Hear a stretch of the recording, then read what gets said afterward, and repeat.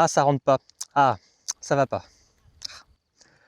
Ah, amis pêcheurs, bonjour, bienvenue sur netpêche.com. Justement, je voulais en profiter pour montrer un petit bricolage. Les coupelles de fion sont vraiment devenues un accessoire indispensable sur les pêches de précision des beaux poissons.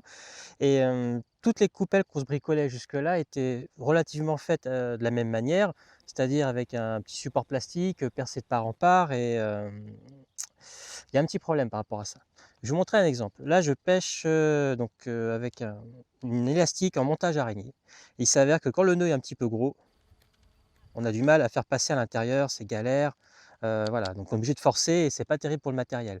Euh, il s'avère qu'il y a moyen de faire un petit peu différemment. C'est pour ça que je préfère utiliser une coupelle de fion avec un élastique qu'on va pouvoir tendre tout autour du fion à toutes les positions souhaitées. Donc ça, c'est vraiment bien, parce qu'on va pouvoir vraiment s'adapter au matériel qu'on utilise sans forcer dessus, à la technique de pêche du jour. La coupelle de fion, elle ne met pas la même distance, 20 cm, 50, 80 en fonction de la profondeur, si on pêche à la patte ou avec des petites graines. Voilà, il y a plein de détails.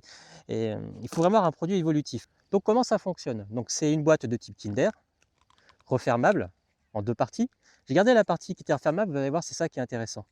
Donc j'ai fait deux trous avec un élastique qui passe à travers.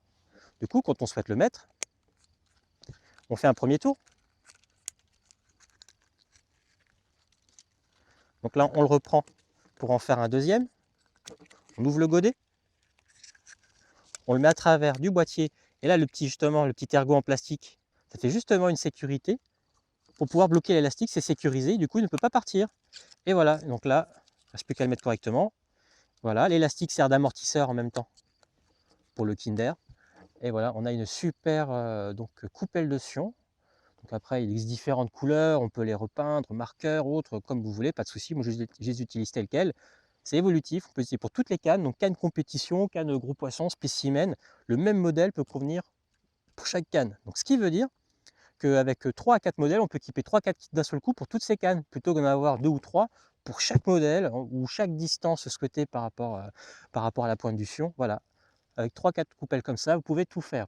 Je vais vous montrer comment ça se fabrique. Pour ce faire, il vous faut 3 éléments. Il vous faut une petite lime, comme ce que j'utilisais là, qui est conique et pointue. Vous pouvez utiliser un clou, une petite vrille, et ça, il n'y a aucune importance par rapport à ça. Ce qu'il faut, c'est quelque chose de pointu pour pouvoir faire un trou et pouvoir le grossir ensuite. Vous pouvez utiliser ce que vous voulez. Donc il faut donc ça, il vous faut donc le Kinder. Il y a un petit élastique. J'utilise l'élastique creux parce que c'est plus mou. Ça s'aplatit en plus entre le Kinder et le Sion, donc ça fait un bon amortisseur. Et voilà, donc c'est ce que j'utilise le mieux. Je trouve que c'est plus sécurisant que les élastiques plats. À la lime, vous faites deux trous comme ça. Vous le percez.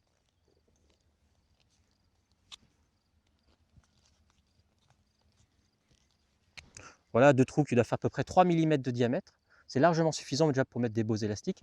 À noter, je ne vous l'ai pas dit, j'utilise des élastiques en moyenne entre 2 et 2,3, 2,4 creux. Déjà très suffisant, c'est costaud, ça maintient bien.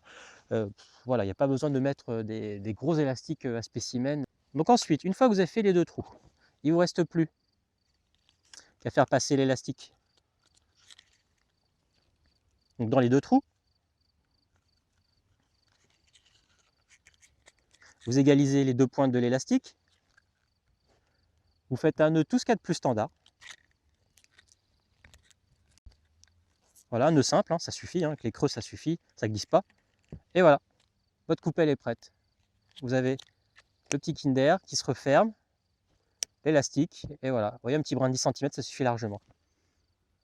Ensuite, il ne reste plus qu'à prendre un petit cutter pour couper l'extrémité, hein, pour pouvoir permettre au maïs, aux petits pellets, aux petites zèches, aux asticots de sortir.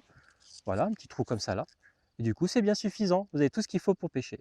Et voilà, donc j'espère que ça vous a plu. Donc, je suis convaincu que les coupelles de Sion vont vraiment devenir, comme a été la coupelle classique d'amorçage, vont devenir vraiment un élément indispensable pour les pêches des beaux poissons. D'ailleurs, qu'il s'agit de pêcher précis, près d'obstacles ou avec des petites bannières, pour vraiment chercher quelques poissons, beaux poissons qui se nourrissent que d'èches principalement et pas trop d'amorces.